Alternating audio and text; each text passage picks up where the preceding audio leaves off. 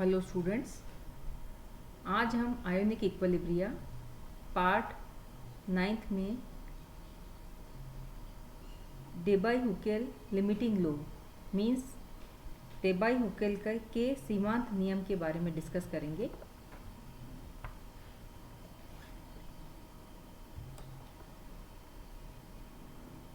Mean activity coefficient means माध्य सक्रियता गुणांक का मान इकाई से काफ़ी विचलित क्यों हो जाता है, इसको एक्सप्लेन करने के लिए डेबाई तथा हुकेल ने अपना लिमिटिंग लो मीन्स सीमांत नियम दिया था, जिसके आधार पर कम से कम डाइल्यूट सॉल्यूशन के बिहेवियर को एक्सप्लेन किया जा सकता है। उन्होंने बताया कि जो स्ट्रॉन्ग इलेक्ट्रोलाइट्स होते हैं उनके आइडियल बिहेवियर में विचलन का कारण आयंस की केमिकल प्रॉपर्टी नहीं होता, बल्कि वो निर्भर करता है इलेक्ट्रोलाइट्स आयंस की संयोजकता पर और साथ ही मीडियम की आयोनिक स्ट्रेंथ पर। अतः किसी दी गई आयनिक सामर्थ्य पर एक्टिविटी कोफिशिएंट को ज्ञात करने में इलेक्ट्रोलाइट की वैलेंसी की महत्वपूर्ण भूमिका होती है। उन्होंने एक इक्वेशन डिराइव किया जिसके आधार पर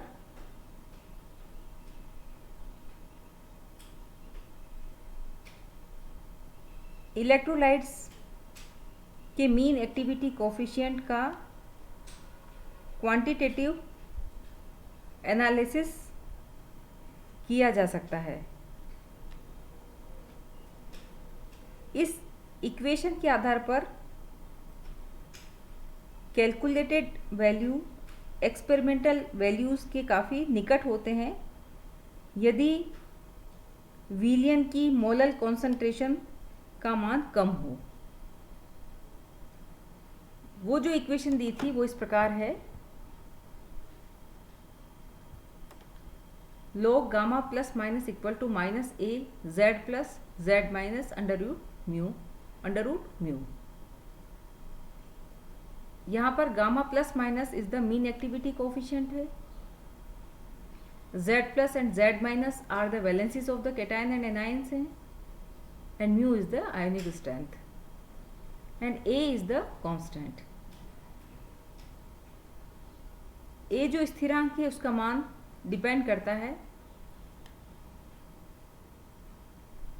विलाय की प्रकृति पर तथा टेम्परेचर पर, मीन्स नेचर ऑफ सॉल्वेंट और टेम्परेचर पर a का मान निर्भर करता है। 25 डिग्री सेल्सियस टेम्परेचर पर जो a की वैल्यू वाटर के लिए होती है 0.509। तो इस प्रकार से हम इक्वेशन 1 को इक्वेशन 2 के रूप में लिख सकते हैं, जहां हम a की जगह क्या लिखेंगे 0.509। यह इक्वेशन ही डेबाई-हुकेल का सीमांत समीकरण कहलाता है। इसको हम लिमिटिंग इक्वेशन क्यों कहते हैं, क्योंकि यह केवल डाइल्यूट सॉल्यूशंस तक ही लिमिटेड होता है, इसीलिए हम इसे डेबाई-हुकेल का सीमांत समीकरण या लिमिटिंग इक्वेशन कहते हैं। लॉग गामा प्लस माइनस के नेगेटिव वैल्यू से ये मतलब होता है कि मीन एक्टिविटी कोफिशिएंट का मान 1 से कम होता है, लेस देन 1 होता है। कॉन्सेंट्रेटेड सॉल्यूशंस में कई बार इसका मान 1 से अधिक हो जाता है, इस कारण यह नियम डाइल्यूट सॉल्यूशंस पर ही एप्लीकेबल होता है।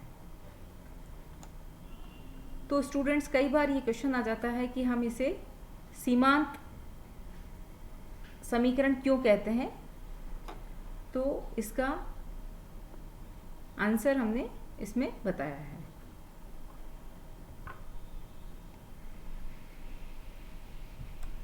अब हम देखेंगे वेरिफिकेशन ऑफ लिमिटिंग इक्वेशन।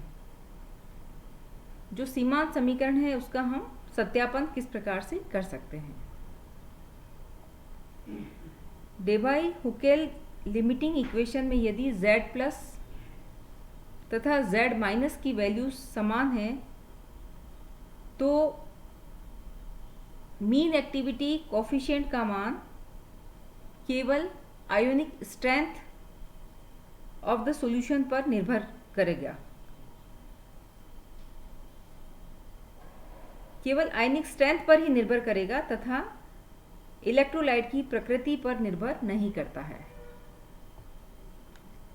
यहाँ हम बात करें कब, जब Z प्लस और Z माइनस की वैल्यू सेम होती है, उस केस में हम बात कर रहे हैं कि मीन एक्टिविटी कोफिशिएंट की value depends only on the ionic strength of the solution and not at all on the nature of the electrolytes.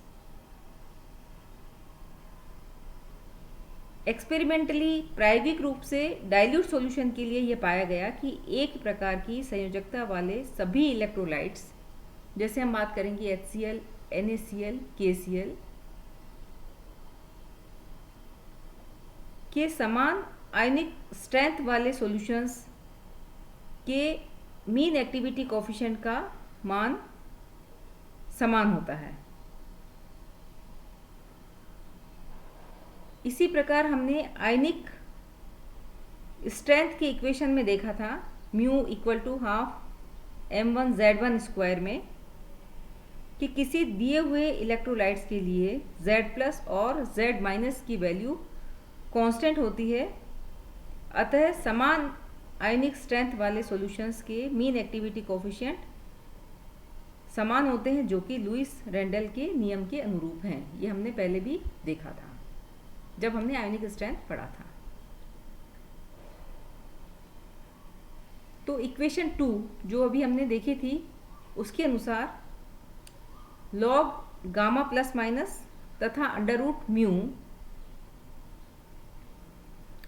के बीच खींचा गया कर्व एक सीधी रेखा के रूप में आना चाहिए, और ऐसा होता भी है। ये देखेंगे हम आगे। इस प्रकार से हमें प्राप्त होता है minus log gamma plus minus और अंडर रूट म्यू के बीच में, जिसका slope 0.509 Z plus Z minus के बराबर होगा। एक यूनिवेलेंट इलेक्ट्रोलाइट के लिए स्लोप 0.509 के बराबर होना चाहिए। इसी प्रकार यदि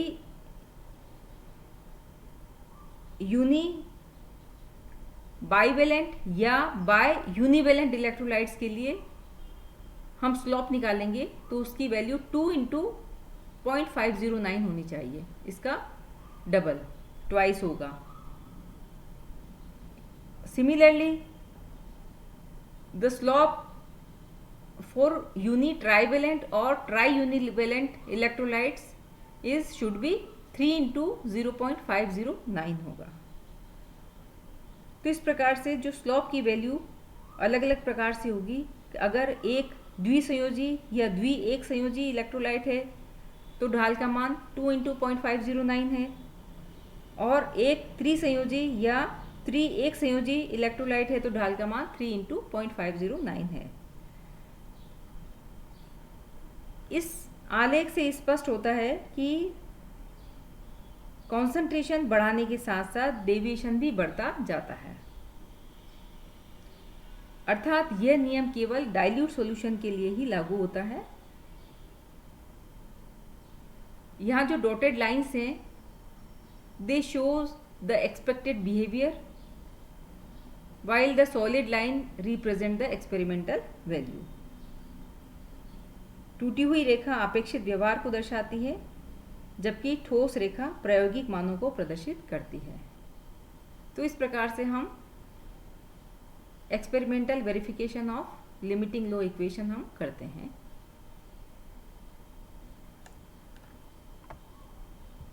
तो ये स्टूडेंट्स, ये हमने आज हुकेल लिमिटिंग लॉ के बारे में डिस्कस किया। अब हम उससे रिलेटेड कुछ न्यूमेरिकल्स या कैलकुलेशंस देखेंगे जो बहुत ही इजी हैं और आप उनको आसानी से कर सकते हैं, क्योंकि आपने इससे प्रीवियस क्लास में आयोनिक स्ट्रेंथ कैसे कैलकुलेट करते हैं वो सीखा था। उसी के आगे सिर्फ एक स्टेप और होगी जिसमें हम गामा प्लस माइनस की वैल्यू कैलकुलेट करते हैं। तो देखिए, calculate the mean activity coefficient of 0.01 MgSO4 solution.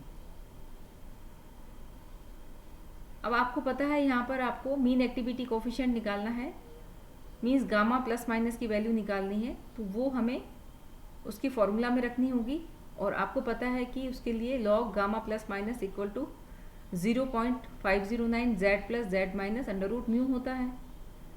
तो सबसे पहले आपको क्या निकालना पड़ेगा, म्यू, मीन्स आयोनिक स्ट्रेंथ निकालनी होगी।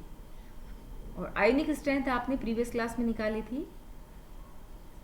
एक बार फिर हम यहाँ पर देख लेंगे कि 0.01 M magnesium sulphate, the charge on cation means Mg पर जो चार्ज होगा वो +2 होगा and it's number is 1, and charge on A9 means sulphate A9 SO4 2- is 2 and it's number is 1।